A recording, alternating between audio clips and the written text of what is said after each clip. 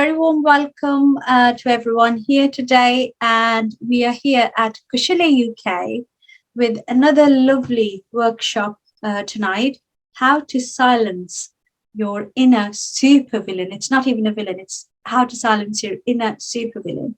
And we have a lovely speaker, lovely expert today here with us, Zina Kular. But before we go on to Zina, I'm just going to let all the people who've joined us today for the first time, whether you're here online with us live or whether you have you're watching our recording on our website.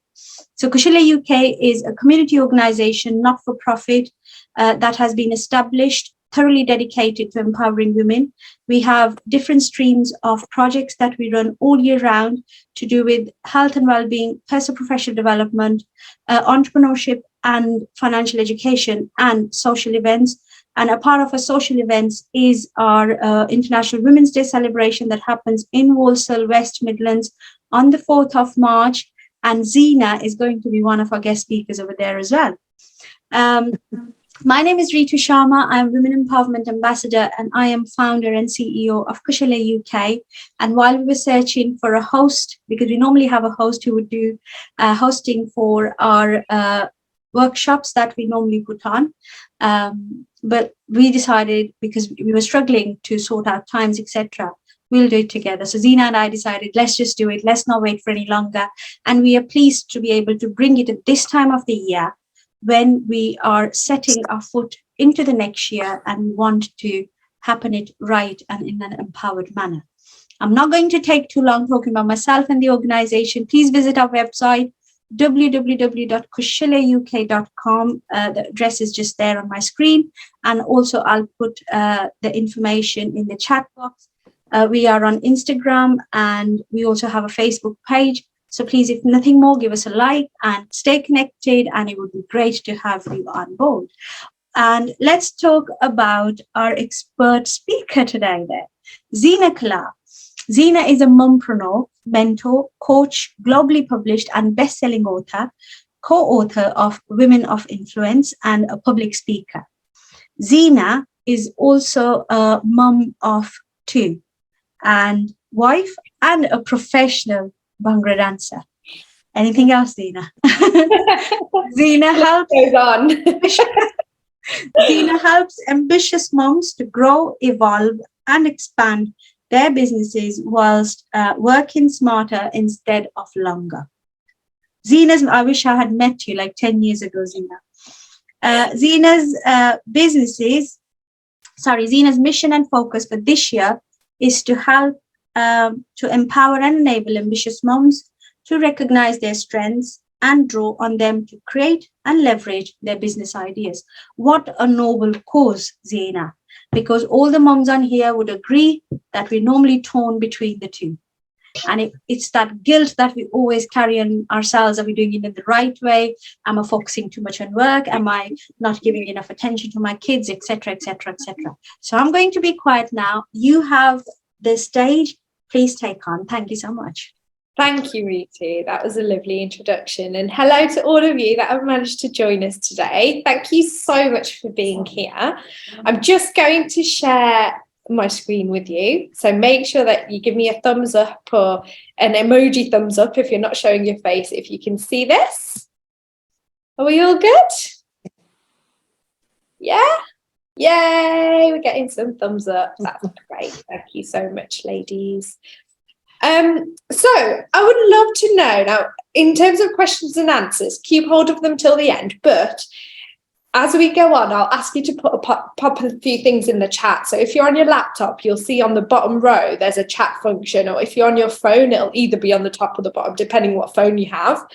I would love to know what made you join this workshop. How to silence your inner supervillain. What drew you to it? What do you think your inner supervillain is? I would love to see your comments and know your thoughts around that, and what your thoughts were when you saw that and you thought, okay, I want to attend this. And like, speaking your truth, what does that mean to you? What does that actually mean to you? Right, my task now is, although I've shared my screen, I'm like, okay, how do I find the chat now? Anyone know? There we go. There it is. You're an inner bee to yourself. Grace, is that what I think it is? An inner bee to yourself? Inner voices go berserk sometimes. Yes. Yeah, absolutely. We are very horrible to ourselves sometimes. But yeah, Grace, I think you put it quite raw. But yeah, a lot of people do think, you know what, I'm not very nice to myself. It's interesting. When people say to you, speak your truth, what do you normally think of? You have a nagging doubt that you're speaking your truth, Ruth. Yeah, that was a bit of a tongue twister. It's truth, Ruth.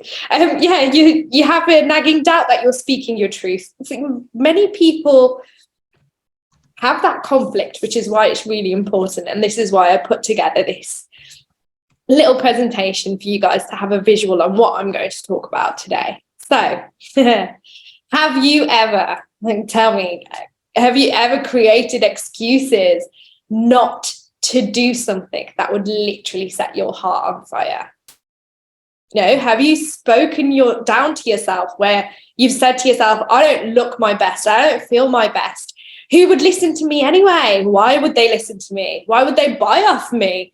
I'm not tall enough, I'm not fast enough, I'm not tech savvy enough. We spoke about that earlier. Maybe you give up before you've even started. Maybe you come across so many women, especially that I come across, who don't actually, I do come across so many women, that don't pursue that business idea because they don't believe they have what it takes. They've given up before they've even started.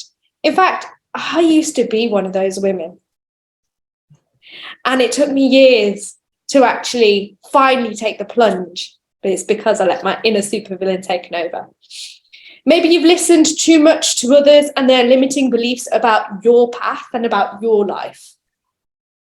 Or maybe you've cancelled plans last minute out of fear. Maybe the negative thoughts have taken over and you've said you can no longer do that talk or speaker slot, or maybe you can no longer take that client call because of the fear of that negativity has taken over. Maybe you didn't turn up to an event because you felt you didn't look your best to actually make the effort to dress up and go. You felt that awful about yourself.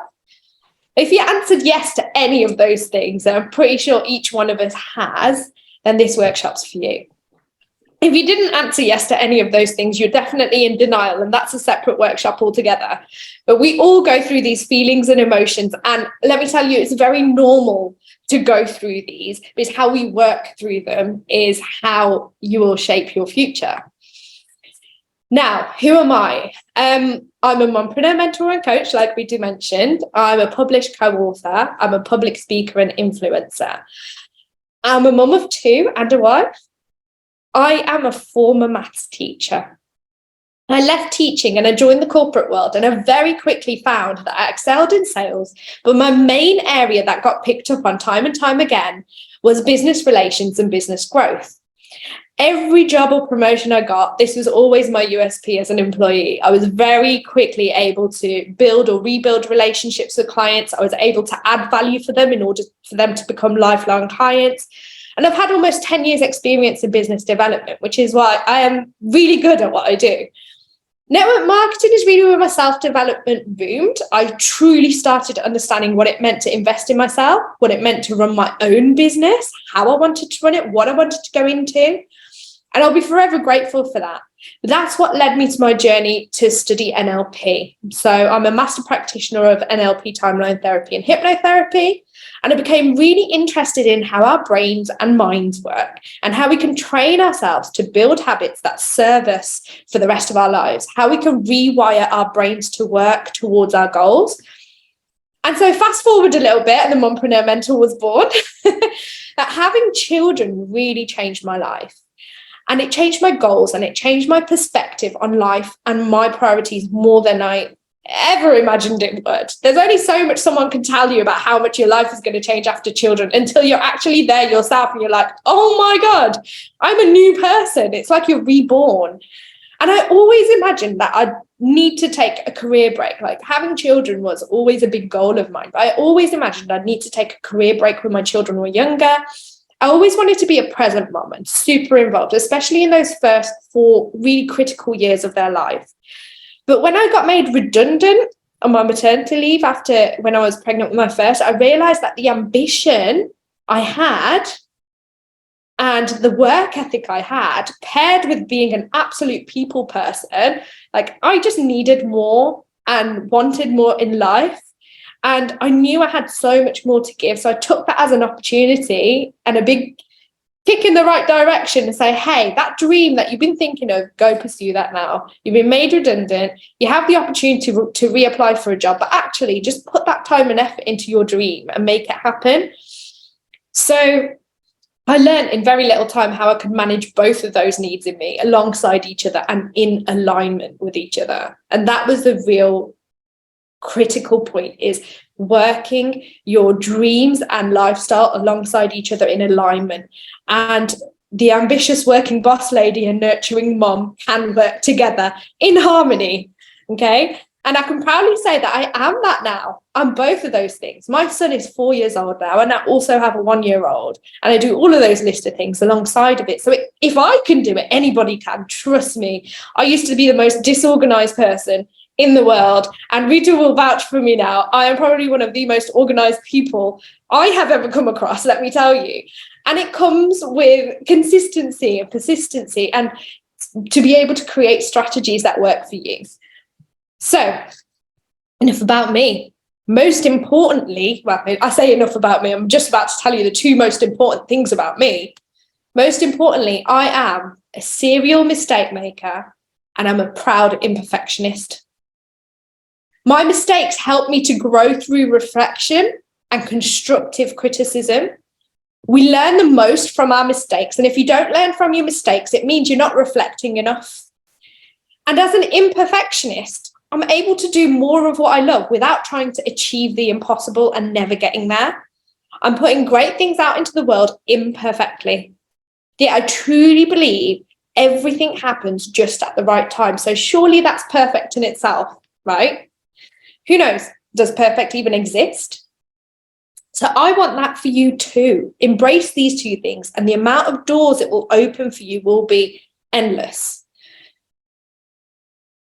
Now, all of these things that we spoke about earlier, we've all seen them and felt them at some point in our lives, at least some of them. There's a single common denominator to it all. Okay, all those voices and sounds and negative thoughts and the anxiety, the fear, the guilt, all those negative thoughts, who's responsible for it? Anyone want to take a guess? The clue's in the name of the workshop.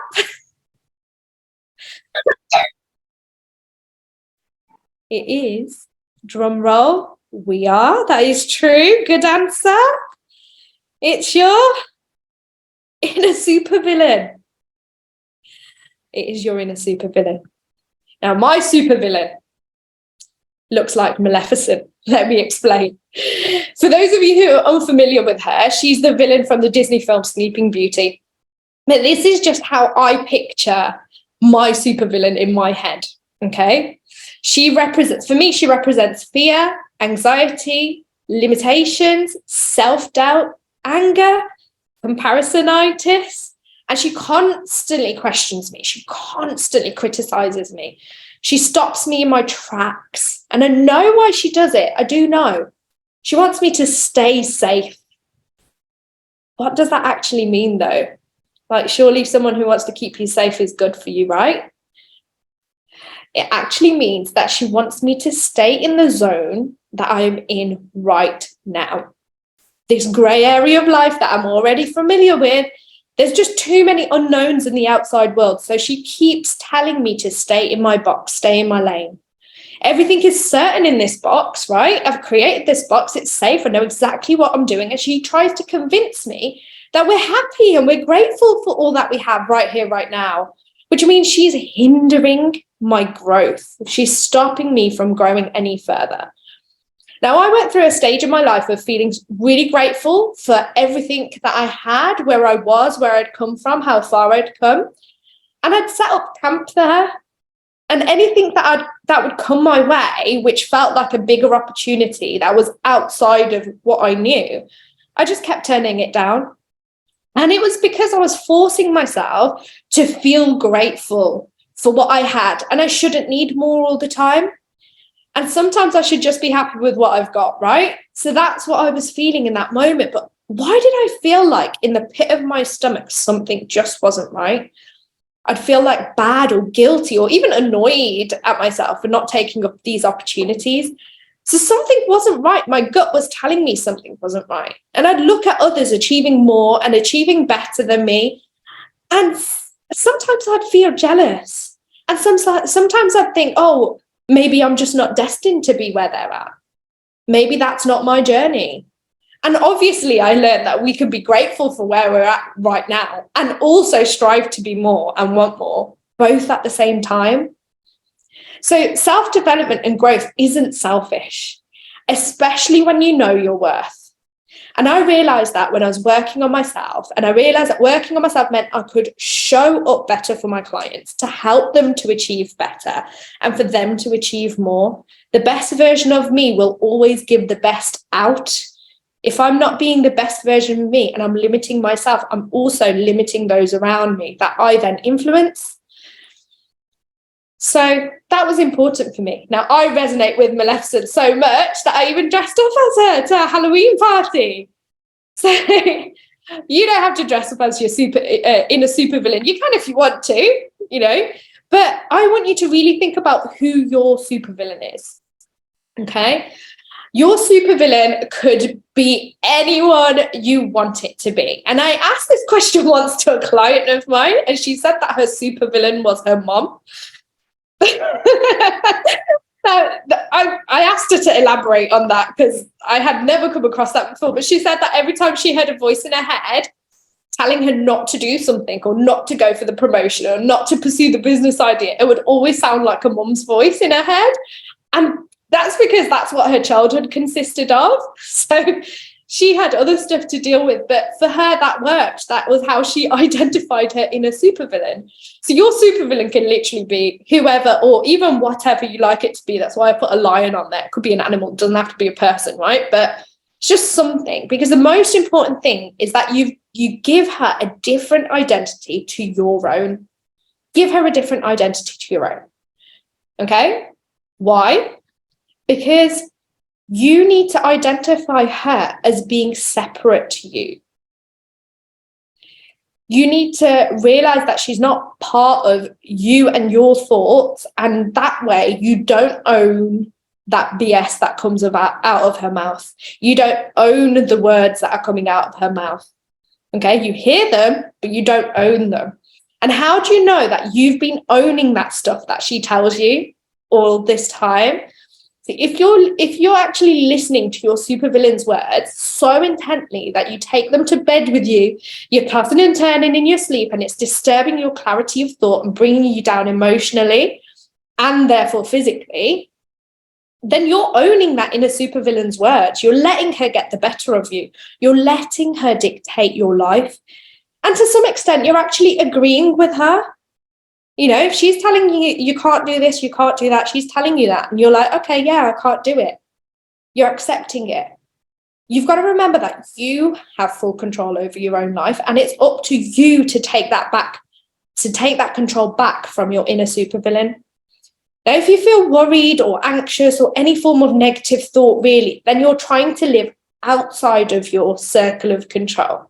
You may have seen a circle of control before. It comes up in business a lot. It comes up in relationships. It comes up in many different types of coaching, therapy, mentoring. But just to clarify for those of you who haven't seen it, visual is there's a big difference between the things you can control and the things that are outside of your control. The kind of things you can control are your own actions. It's your own knowledge.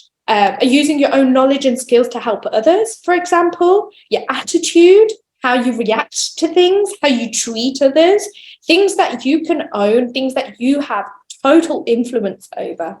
What time you go to sleep, that's entirely up to you, right? What you read, what you consume, what you watch. Do you watch the news every day and feel really down and negative? Do you need to change that? You have control over that. Who do you surround yourself with? Where are your boundaries? And your circle of control is basically everything that you should and need to reflect on constantly to be able to make sure that you're doing the best for you. Everything outside of that, you don't really need to worry about. Okay? The things that you cannot control are the things that you need to let go of. So they're things like other people's actions and reactions. And they're things like other people's opinions, other people's happiness. You don't have control over that. The state of the economy, you don't have control over that. Predicting what will happen in the future, you don't have control over that. So you can let go of those things, beliefs and attitudes of others. Your morals and your values won't always be reflected in everybody that you meet and everybody that you see. You know, you can't expect others to act just like you do. You don't have control over that. You only have control over yourself. So let go of the things that you can't influence and that aren't in your control. Okay? Because if you keep trying to control the things that are outside of your control, it'll become a very vicious circle that you trap yourself in. Then it's hard to get out of. Ruth, you asked, is it like our ego? Were you referring to the inner supervillain? Ego is part of it. Ego is absolutely part of being an inner supervillain. But I wouldn't say it's the entirety of it. So, how many of us made resolutions for 2023? Here's a really good example. What were they? Add it in the comments. What were your resolutions? What promises did you make? How many people joined a gym, started a new exercise routine, started a new self-care routine, meditation, yoga, reading? You know, did you make one? What was it? I'd love to know. And how's it going? Who's already failing? Who's already failed? Quit smoking and lose 30 pounds. Going good. That's good, Grace. That's really good. Staying positive. Amazing. See, we're nearly in February, and this is the time of year where people start to have already backed out of those resolutions. Then we start making excuses, promises that they made to themselves coming into the new year. This is like the time where people start falling off the bandwagon. Ruth, you don't make resolutions. That's absolutely fine.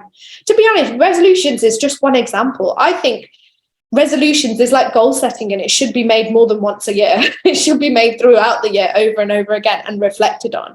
But unfortunately, a lot of people don't keep in that way. Don't make resolutions in that way. But, you know, the negative thoughts can start coming up, especially this time of year. The excuses start building. We find reasons not to do the things that we were so determined to achieve this year. And it doesn't just happen this time of year. It does happen for many things. This is just one example. So, for example, a lady I spoke to, she said that her New Year's resolution was to go running 3 times per week. Now, this is better than a lot of resolutions I come across, as they tend to be more vague, generally speaking. People go, I want to go more running. I want to go running more times a week. And that's not really measurable. So, you know, or they'll say something like, I want to go running every day, and they haven't run in 3 years. You know, they can become very unrealistic. So this lady's goal was actually measurable. So I was like, okay, you've got a good start there. So when we broke it down, I asked her how many times per week she went running just the week before. And she said she'd run once, and then she did one walk, which was half the distance. So when I questioned her more and we broke it down further, it was kind of evident that she had let that supervillain take over control over the narrative. She'd started to make excuses. The weather was super cold, it might be icy, she was too tired, she could do it another day instead. And she'd even told herself that she'd make up for it the week after. So like do more running next week. I don't even know. Anyway, so this approach obviously wasn't serving her in any way. It was totally unrealistic, the way that she was approaching it. So her running goal was set because she had a bigger goal for 2023. So this was like a small part of it. She really wanted to run a half marathon in 2023. And she hadn't run in years, and she thought that this would be a good start. Now, she was in conflict with herself, but she was letting her supervillain win. Now, you are in full control of your life, and that is just a fact. Okay. If you take all these thoughts and you take them to bed with you and you're tossing and turning in your sleep, this is exactly what that lady was doing.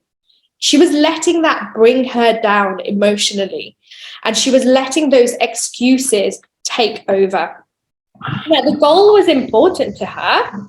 It was important enough to do what it takes, but she wasn't getting there, and she wasn't sure how she would be able to improve. So how would she get to that goal? Now, we needed to create a strategy for each objection for her. So her supervillain was throwing all these objections at her, like it's too cold, blah, blah, blah, blah. So I said, okay, let's break it down. So too cold, what do we need to do to solve that problem? More layers. Do we need to buy appropriate clothes, or can we use what we've got in the cupboard? Okay, get those out the night before. If you're too tired, go to sleep earlier. Or if that's just an excuse not to get out of bed, check your excuse pattern. Is it the process of finding the running clothes and changing into them in the cold in the mornings that's putting you off? And whilst you're tired, then put your running shoes and clothes right next to your bed and set that alarm. And if you need to get changed before you've had time to think about getting changed, do that. Do what it takes and be prepared to do what it takes. Don't give that supervillain time to wake up in the morning and think about what to tell you to talk you out of the things you actually really want to do. Okay, do it before you've had time to process. So you've set yourself up to actually succeed, not set yourself up for failure. If you take all of these thoughts from the supervillain and make them your own, you are going to be doing that thing where you're taking them to bed, and it's going to disturb your clarity of thought. You're letting her get the best of you, is what I said to her. So changes was needing to be made. Now, not achieving your goals actually affects you long term. What happens is you start losing trust in yourself. Your confidence starts diminishing. And instead, it's about asking yourself, why? You need to become a master at reflecting and giving yourself constructive criticism, feedback, and holding yourself accountable, because you are the one person that can be totally, brutally honest with yourself. And let's admit, we are very brutally honest with ourselves sometimes, right? So, it's up to us. Now, if you listen to your inner supervillain, you'll become just like her. Fearful, angry, jealous, however she shows up, that will become your reality. So who do these supervillains target, guys? Pop it in the chat. Who do you think the supervillains target? In a film, it's supervillain versus us. Good answer. Not quite what I was looking for, Dibdi. But yeah, good answer. But think about a film. Who are the supervillains always against? The hero. That's it. It's the superheroes. Supervillains, superheroes, right? So the supervillains are always against superheroes. And my superhero is Wonder Woman. And this is who the supervillain is trying to bring down. This is who my supervillain is trying to bring down. And in fact, my superhero doesn't quite look like the Wonder Woman that you guys all know and love, like this lady. My superhero looks more like this little Wonder Woman here. This is my 1-year-old daughter. And you know what? We often allow ourselves to listen to the words of the supervillain, but why do we not give ourselves that worth that we deserve? Why don't we don't deserve to be spoken to so cruelly, even by ourselves. We don't deserve to be told that we are not good enough. Would you let anyone tell this little innocent superhero that she isn't good enough? Would you let anyone do that to her? Why would you protect her? Why would you protect my superhero here? Let me tell you why. It's our natural instinct to shower others, especially the younger generation, with love, encouragement, optimism, all the good things, right? We want them to have the best future. We know that they are our future of the world. And we'd absolutely love to think that we're giving them all the nurturing and all the tools to make this world a better place. It's about time that we started believing that it's never too late for us to have and do all of those things too. Each one of us are capable of achieving and doing whatever we want. We just need to allow ourselves to hear those words enable us rather than disable us to do it. So why not protect yourself from those thoughts and words of your supervillain too? Right? Every time you hear the words of the supervillain, I want you to imagine that she is speaking to this little superhero girl inside of you who is full of energy and optimism to make the world a better place. And in order to do that, she has to be the best version of herself. And she has to do that first. So the supervillain is always around. Okay, you're never going to get rid of her, but you will always have the choice to silence her when you need to. Okay? So, what I want you guys to do, recognize your inner supervillain, recognize her, and actually give her the platform, the positivity, and don't give her the platform that she needs to speak to you in the negative way that she does. So recognize your supervillain, give her an identity separate to yours, okay? Her identity is not the same with yours. Don't let it be. Disown that identity, okay? It doesn't serve you. Put those negative words that you hear from her into perspective a little bit. You've got your circle of control, okay? We've gone over circle of control today. What kind of things do you have control of? What don't you have control of? What can you let go of? What are you worrying about so much that you really don't need to worry about anymore? And remember, this is just a side note to what we're talking about today, is when we hold on to worry and negative emotions about things that are outside of our control, it can show up in different ways in our bodies, because you're actually putting your body through trauma. You're trying to make it and force it control something that it does not have control over, and it never will. So you're trying to achieve the impossible, and that can cause a lot of negativity and a lot of trauma on your body and your mind. Okay, be kind to yourself. So reevaluate where your circle of control is. And that doesn't mean that you're controlling everything within that, but you have some influence in that to be able to change its pattern. You have some influence that's going to change it within your life. Create a strategy for the things that you do have control over. So everything that we do have control over, let's admit we don't do to the best of our ability. Okay, it's like spinning plates, and sometimes you have to spin some a little faster, sometimes you have to spin some a little slower. Sometimes you have to prioritize some things under your control more than others, and that's okay, right? But create a strategy that works for you where you can balance that out and be kind to yourself in doing so too. And then speak to yourself, i.e. your superhero inside of you, with kindness and compassion, okay? Anything that your supervillain says, you've given her a separate identity to yours, so therefore that should just be feedback. By all means, listen to her. She might be actually protecting you from something that doesn't serve you, but reflect on that. Just be mindful, like catch that thought and think, hold on, this is my supervillain talking to me. Why is she trying to protect me? Is this going to be supportive? And is this going to support the direction that I want to move in? Or is this going to hold me back? Okay. But speak to that superhero with kindness and compassion. Speak to her with love and know her worth. Because you are totally worth it. Whatever goal you set for yourself, you've set it for a reason. It's come from the heart, it's come from your gut feeling. Why wouldn't you want to work towards it? Why would you stop yourself from doing it? Ask that question to yourself. I'm not saying you shouldn't stop yourself from doing it. Ask that question to yourself. Why would I stop myself from doing this?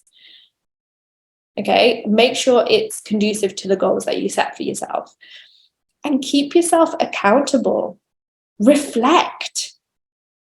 What's the best ways that you guys reflect? What kind of reflections work for you? Someone wrote journaling on here. Gratitude journal, which is great. Using a gratitude journal is brilliant. I actually don't keep a gratitude journal. I did start many, many years ago. But now instead I have gratitude showers. Sounds bizarre, but I love to just stand in the shower first thing in the morning and say my gratitudes out loud. And that's my space for giving gratitude out into the world. So whatever works for you, if journaling works for you, that's amazing. If standing in the shower and talking to yourself works for you, like it does for me, you know, And let me tell you, most successful people speak to themselves, so there's no shame in that either. You know? Yeah, there you go. See, you know, what other ways would you reflect? Cooking time is your reflection. I like that. I really like that. I would love to say cleaning time is my reflection. It used to be before I had children. Now I get a quick cleaning 15 to 20 minutes if I'm lucky with little children. But yeah, cleaning time used to be my reflection time. I used to stick the bhajans on, some spiritual songs I used to stick on, and I used to just clean. And that used to be my time to reflect and just allow my thoughts to come and to go, come and go. Sometimes I see them as passing clouds. You need to be able to listen to your thoughts. I know somebody in my life, somebody very close to me, who many years ago had gone through depression and had gone through a lot of loss in their family, actually. And they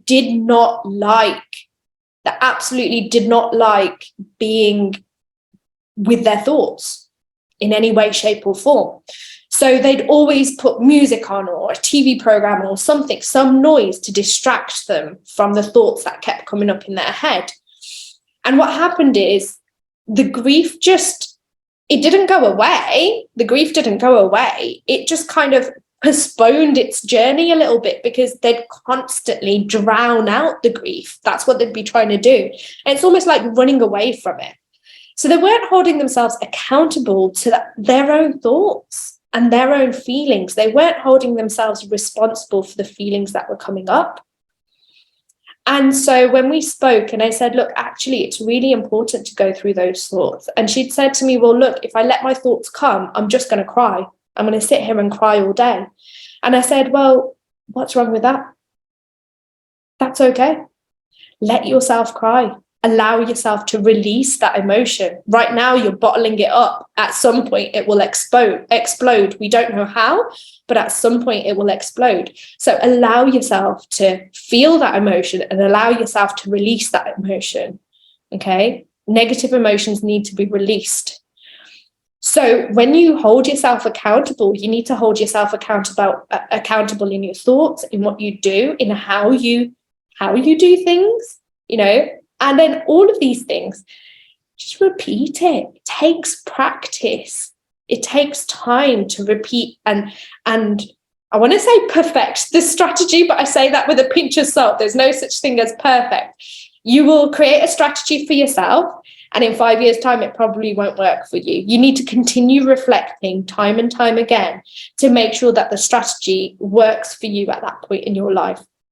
And talk about strategies. I've got a maths background. I'm always problem solving. I love a good strategy, and I love a good strategy, especially that saves me time. Okay, if anything can save me time, it's a winner, right? Deepthi said, hobbies. I knit, read, and make quilts or listen to music, and I like to learn, so watch YouTube. Amazing! That's amazing. Ritu, you're a scientist. How did I not know this about you? Oh my gosh. That's brilliant. Ruth, you go throughout your gratitudes throughout the day as you go along. That's brilliant. And see, gratitude, I don't know whether you'd agree, has become quite a buzzword for a lot of things, like, oh, be grateful, do your affirmations. And you see it everywhere now. And there's a big difference between forcing yourself to say, oh, I'm thankful for this house and I'm thankful for the weather. And let me tell you, I'm not thankful for the weather in Great Britain. Okay. So if I was saying that to you, I'd be lying. Hold yourself accountable. Okay. If you don't feel it and it's not true, don't say it. Okay. Hold yourself accountable. Be true to yourself. Because if you're not true to yourself, you can't be true to anyone else. Okay. How you show up for yourself reflects in how you show up for everybody else in the world. And so if you're on your path to succeed, whether that be in a job or in business or in life generally, and you want to be a positive influence and you want to leave a trail of positivity behind you, you need to give yourself that positivity first. Okay.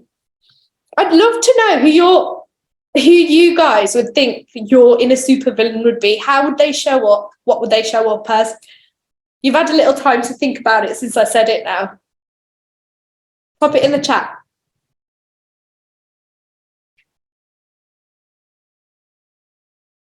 maybe you don't even see something. Maybe it's just a voice that you hear. Maybe it doesn't have to be an actual like character. It could even just be like a shape or like anything. It's however you manifest it. It's yours, you know? Ruth, you think yours is a voice, not a character? Yeah, it could be. It could be. Ritu, I like it. Bollywood female villain. I'll ask you about that next time we meet. See if you've given her a face. You know, yeah, it could be anything. Like some people see it as the angel and the devil on their shoulder. You know, I've seen that before. I'm a big Marvel fan, so that's probably how the supervillain was born. But yeah, you call your Grace, you call your inner villain El Satan. I like it, a Spanish twist on Satan. Or Mexican. Cool. El Satan. Like it. Your inner supervillain is anyone or anything or any form it takes, just as long as you give it a separate identity. If that's the only point you've taken away from today, then I'll be happy, because that is the most important and crucial part of developing that accountability on the side of, you know, making sure that am I holding myself back, or am I working towards my goal and my purpose? So that's it for today, guys. Are there any questions? And I would love, if you've resonated with what I've said today, there's a lot more that I do. So feel free to connect with me on my Instagram, on my Facebook, on LinkedIn. And there's one particular thing. It's a business promotion opportunity. I'm looking for mompreneurs who run their own businesses and would like to be part of my mission to encourage others to pursue their dreams. I do Instagram lives on my page, which Ritu knows, she did feature in it December, right? So Ritu was the last one of 2022 for me on my page. Now, the reason I do these is because I love to encourage other mums to pursue their dreams, to overcome their fears. And your stories and how you've done it as a mum in business really, really goes a long way. It inspires so many women. And even if they take away a small nugget of information that will help them in some way, that in itself, for me, is enough for that Insta Live to have been successful, because that is how I built up my courage, from listening to other people's stories. That's how I overcame some of my fears, is from listening to how other people have done it. So if anybody is interested in featuring on an Insta Live, for which obviously you get to tap into my network as well, which now has grown to over 1,000 followers, which I'm really happy about, because I only grow organically. So it's been great to achieve that just over the last week. So yeah, get connecting with me and drop me a message, and it would be lovely to connect further. But yeah, any questions about today, feel free to ask away. Wow, this is amazing, Zina. All the stuff you've said, I don't think there's anything less important there. I think it's all been fantastic. It's all been very valuable. I love the idea of giving your inner supervillain a separate identity. I think that is so important. Yeah. I'm sure you must have heard of Eckhart Tolle's The Power of Now. Have you read that book? The Power of Now. Yes. Yeah. In that book, it's similar, but I like that you actually give your super villain a character. In that book, Eckhart Tolle talks about giving your pain body a separate identity, but not as a person or a character, but separating your pain body from your actual self. Oh, wow. And I practice that, and I can vouch how much that helps. Now that I'm going to give it a super villain Bollywood character, it's going to work further, hopefully, God willing. But, you know, these things definitely, it's great pointers what you've shared today with us. It's so wonderful. It's so valuable. And anybody looking to break out, mine is a very strong inner voice, Zina. Yeah. And it's always there. And it sometimes attacks when you're unguarded. So, guys, any questions, please feel free to ask. We've got Zina here. Please feel free to ask. Or if you're too shy to come on, then Do type it in there. Go on, Nash. Go on, Nash. Well, I just want to know that I don't even know who my superhero or anything is. I'm still discovering it after all this time. Because I've been a business lady all my life, and wife, mom, grandma, Barbies and boas, whatever. But like you said, you work all your life and you never have time for yourself. Yeah. And it comes to a point in your life when you're older and you have got time and you don't know what to do with it. And I'm still discovering. But the one thing I do is, like, I do stay positive, as I've mentioned it to Ritu as well, and if I'm in a lot of trouble or, everything, I'm having problems at the moment. I mean, I'm not sleeping very well through certain things, but I always look forward to the morning and get up and try and dress myself, try and do things for myself, because I've never relied on anybody, and think positive and things like that. I don't know if I'm making any sense. No, that's brilliant. You absolutely are, and it's important to do all of those. The only thing I'd really say to you, Nourish, is you have to, I know you said you're still trying to find your inner superhero, but actually you are the superhero. I actually, sometimes I look in the mirror and I look at myself, I'm thinking, oh my God, 40, 50 years ago, what were you then? And look at you now, like, obviously, where's the time gone? So I often if I question myself, if I want to know anything, I question myself. Yeah. I look in the mirror and I question myself, So is that normal? Yeah, absolutely. And it's really encouraged to do that even more. So you're definitely on the right track.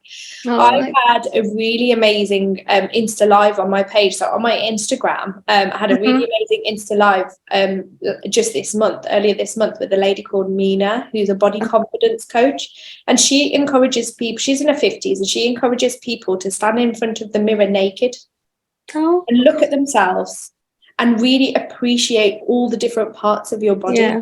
Yeah, and I think that's important to do in different ways as well, to look at yourself and speak honestly with yourself. And whether you do that in the mirror or you do that journaling or you do that reflecting, there's no wrong way of doing it. It's just important to do it.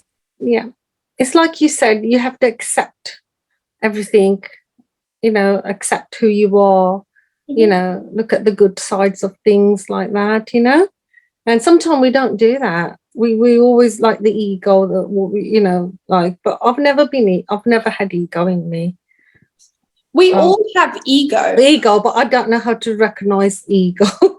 Yeah, we don't practice it. That's fine. We're all born with ego. If you look at a child, so having studied psychology myself, know that through child development, our egos are very strong as children. That's why it's all me, me, me. I want milk. I want this toy. Oh, right. Okay. That's the ego. That's the id, what they call it in psychology, but that's the ego. And over time, we learn to manage that.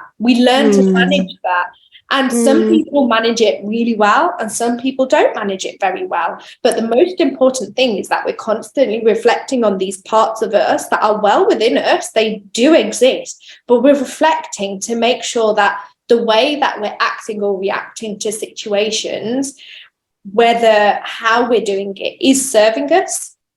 Sometimes ego is needed. In order to get a job opportunity, you need to have good amount of ego, a good balance of ego, to actually be put yourself forward and talk about yourself highly. That requires some ego.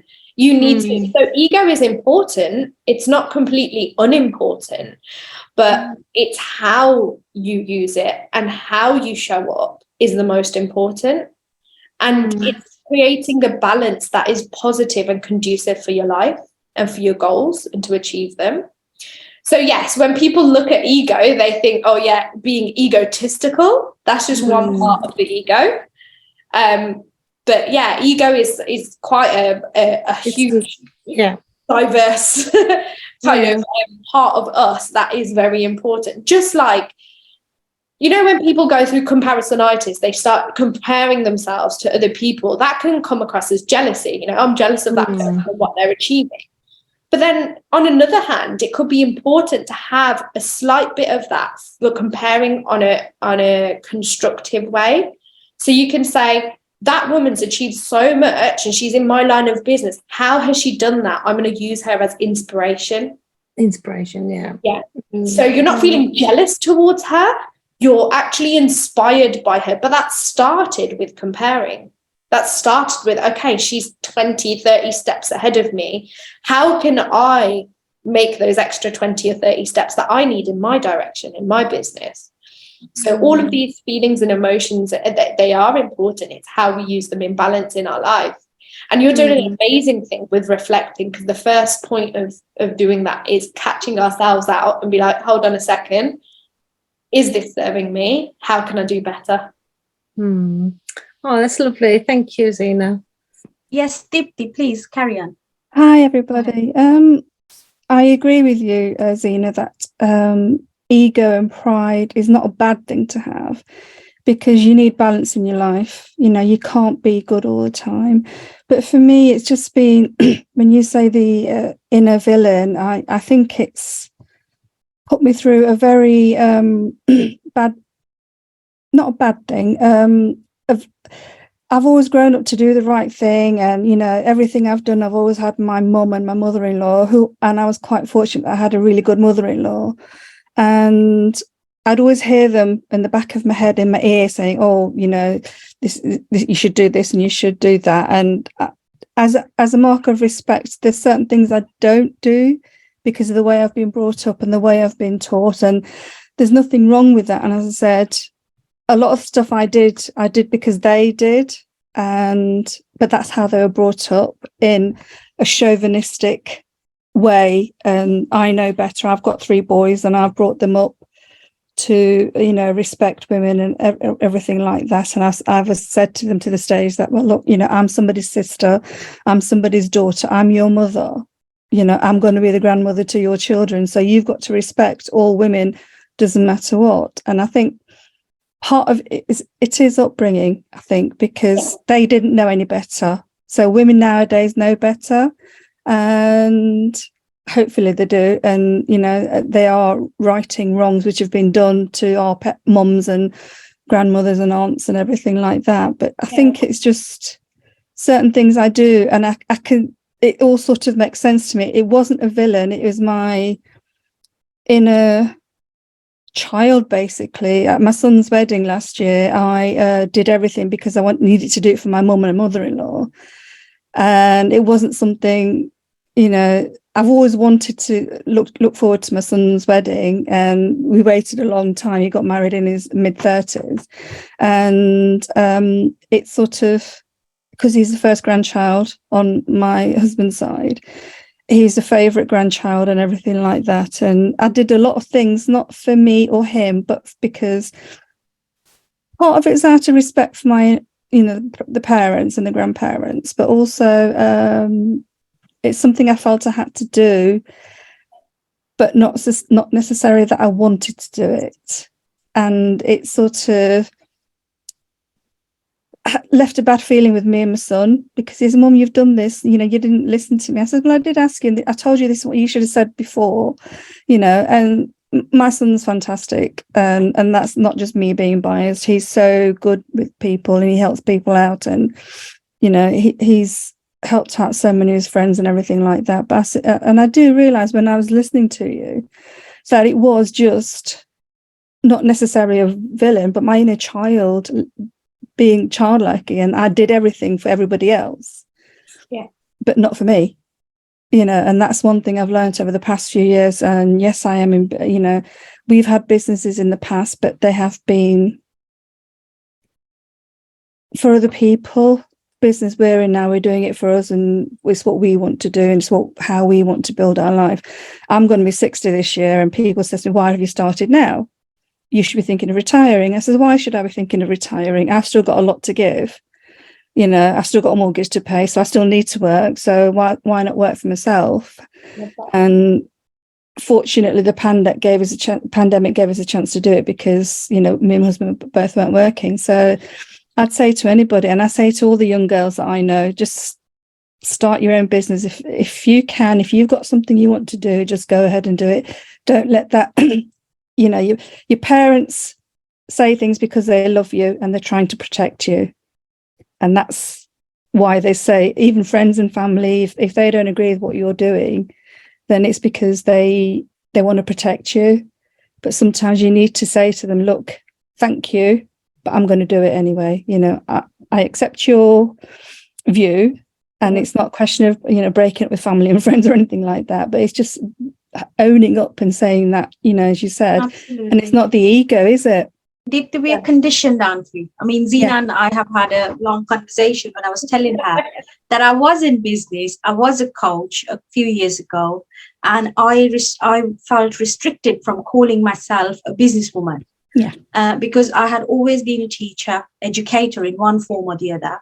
And when I started my coaching business, I was resistant. Yeah. I could not call, although I come from a business family. Yeah. My dad was a successful businessman. My brother is a successful businessman, but I could not get to call myself a businesswoman because for all these years, it was never projected.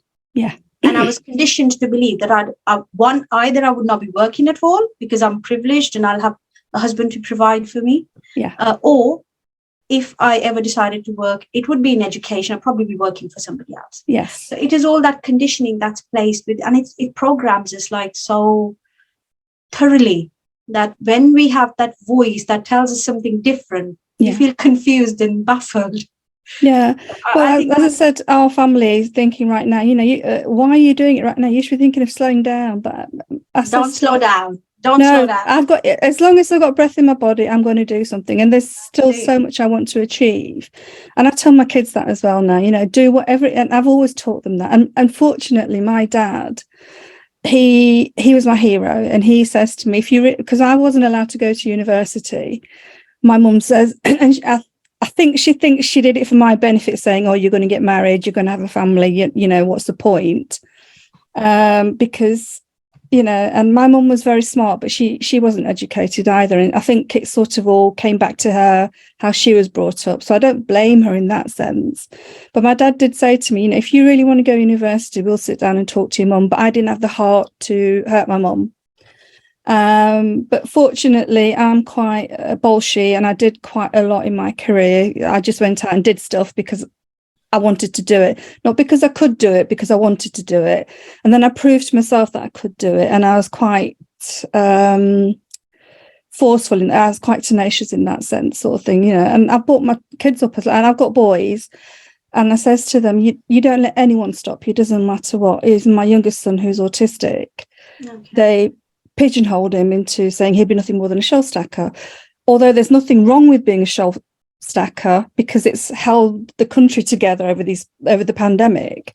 I just didn't want him to be pigeonholed, and I've always said to him, you do what you want, just take the step to get there. And he went to China to teach. He got his degree and he went to China to teach. So even my dad says to me, don't rely on anybody. If you want to do something, you go ahead and do whatever it is you want to do. And I think that's instilled in me my tenacity to go out there and not be a woman in a man's world. I am me. I would come back as a woman every single time. Don't get me wrong. I don't want to come back as a man in any way, shape or form. I would come back as a woman.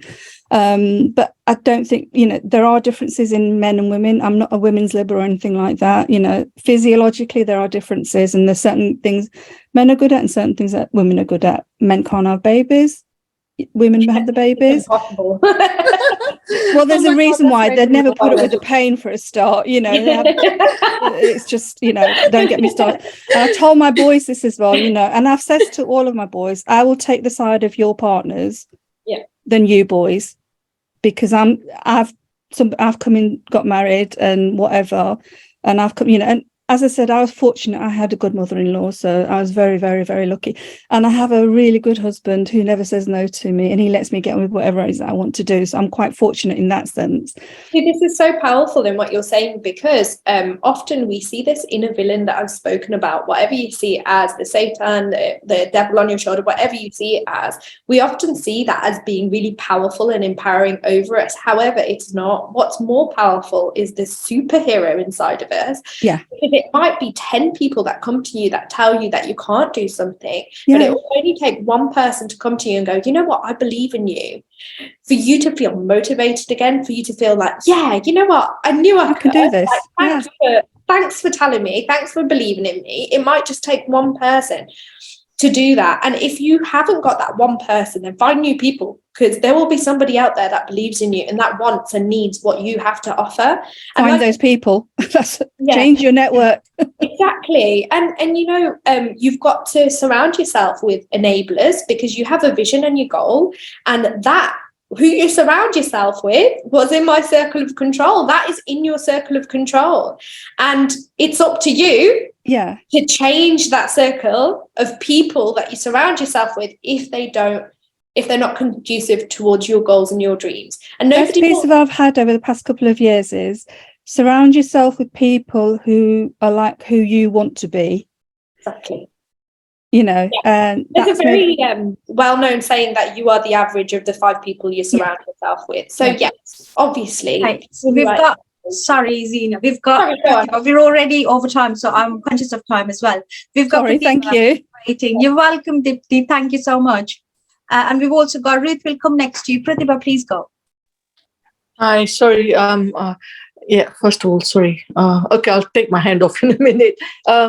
Basically, amazing, fantastic session. And I'm not doing like packing. I'm just listening away and just enjoying this. But anyway, if I come from a wrong angle, just correct me. But super villain. So I started thinking about my inner voice, and in linking to what you're saying, you know, my supervillain in my case was my father, I guess. You know, he was my role model, and the support and confidence that he gave to me and my mom in her way, that's brought me where I am now. And I, you know, when he passed away, I never thought I could actually get out my bed and go forward. You know, that's how close I was to my father. But he's given me that strength. And, you know, I just put it down to all that love and support. And that's just so important that you don't realize that, you know, when you've had that, and there are people who haven't, you know, for whatever reasons, but I have, and that's why I refer to him as my supervillain. But I'm just kind of, there's 2 things I wanted to say. One was I did a vision board at the start of this year, first time. I just engaged in that activity. And one of the things I've stuck, I just went over to read it, is to do with your mindset, isn't it? That I'm trying to actually go with this. I'm actually going on a holiday where they're talking about snorkeling, and, you know, I have fear of water, but, you know, when they say about face your fear and do it anyway, it's different when you're in the sea rather than a swimming pool. But anyway, and then I've written very nicely that with the right mindset, there's nothing that I can't actually achieve. So I'll come back and tell you if I did it. But anyway, I had to embrace my fear a lot when I went on a trip to the Caribbean last year. But I'm just very quickly trying to, you know, share things. But it's been a fantastic session, Zina, and amazing contribution from everybody. But your golden nuggets are superb. You know, I'm going to try and quickly. Oh, actually, I might not be able to get the chat. But if one of you can, please send me an email of, you know, the chat, because I'm doing it on a phone today. But you know, I'd love to hear some of those or reread those things that people have contributed, and, you know, reflect on it. But what for me, the divinity and the spirituality, I always bring that in because I think it's so powerful that in whatever shape or form, you know, even if you're not a religious or spiritual person, there's still divinity in each and every one of us, and just to recognize that. But it puts you in such a good position. This thing about being around people that are going to be, you know, like energy attracting like. So, you know, when you're practicing meditation or you're doing yoga, all these things are actually, without you even realizing, it's happened to me, that you're actually growing so much on your own individual journey. And along that path, you're attracting the good energies and the good companions who will actually take you forward where you want to go. And the divine plan is always in operation anyway, just to be aware of that, isn't it? That we think we're doing this and I'm doing that and I'm planning that, but there is something bigger out there which is actually taking you on that journey. And for me, the other thing is my inner voice. When I don't listen to my inner voice, that's how pure and divine it is, that I regret it straight away. And don't regret too many things in life, but you know, when you think, oh my goodness, there was something inside me telling me, don't do that, or don't do it right now, or do this. Yourself, oh, I should have listened to myself. I should have trusted myself. Yeah. And that in itself speaks for it. So I don't know if it was in relation to this supervillain or inner silence, you know, but that inner voice is really your true guidance, isn't it? And in the times when you're feeling lonely or you're feeling, you know, grieved or whatever, you know, like losing parents, whatever, I've actually taken solace and comfort in that as well. But I just wanted to add a few bits, you know, before I run off the camera again. But thank you so much. I'll take my opportunity to say thank you to every one of you. But, you know, Ritu and Zina, you've been fantastic. And, you know, we'll touch base again when I come back. But God bless everyone. Have a lovely holiday. Have a lovely holiday yourself Thank as well. you so much. Thank you. Bless you all. Thank you so much for letting me speak. Thanks, Ritu. Thanks. Okay, Ruth. Hi. She's enjoying the Saturday morning there. Go on, Ruth. I'm more awake now. Have I woken you up? Yes.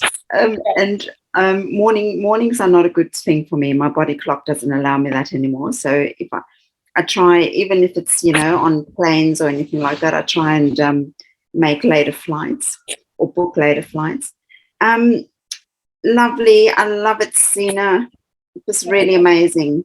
And, you know, sometimes it's things that I'm speaking for everyone, but we all know, we've heard it several times before over the years, and hearing it from your perspective with a different angle, it's really good.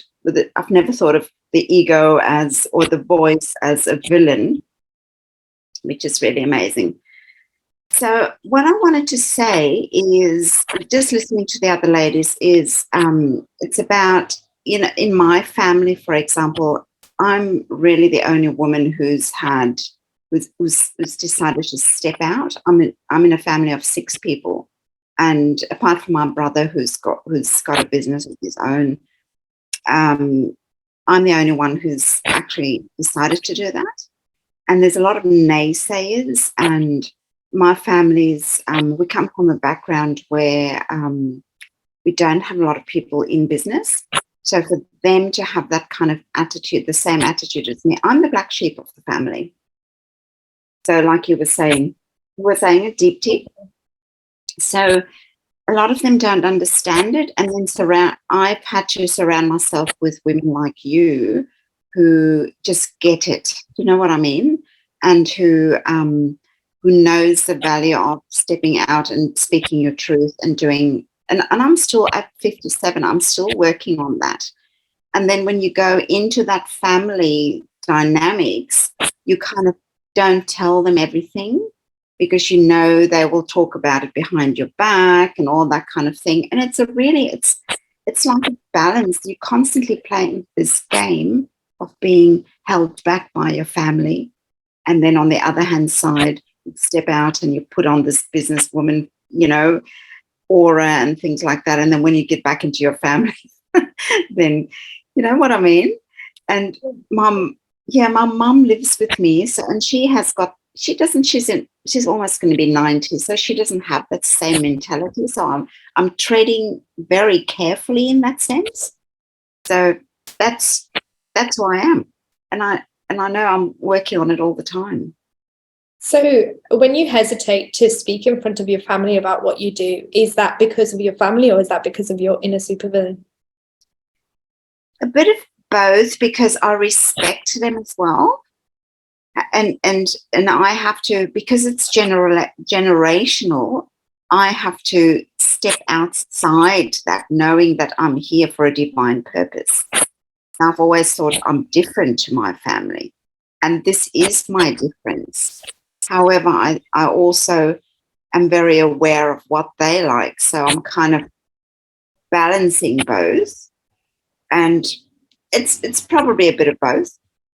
To give you a different perspective, so I have a very similar situation. I come from a family who are either in jobs or they have bricks and mortar type businesses.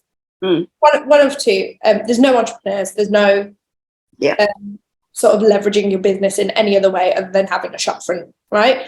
And so when you're working, you earn money. When you're not working, you're not earning money. They don't understand the whole leveraging time and the entrepreneurship that comes with what I do. Yeah. And so I could say it's a similar situation in some cases. But how I feel when I'm in front of my family is that unless I'm asked about it, the conversations are irrelevant anyway, because A, they won't get it. B, they're not my target audience, so they don't probably really want to hear about it. And I mean, I'm the first mom out of all my cousins. They're all playing catch up.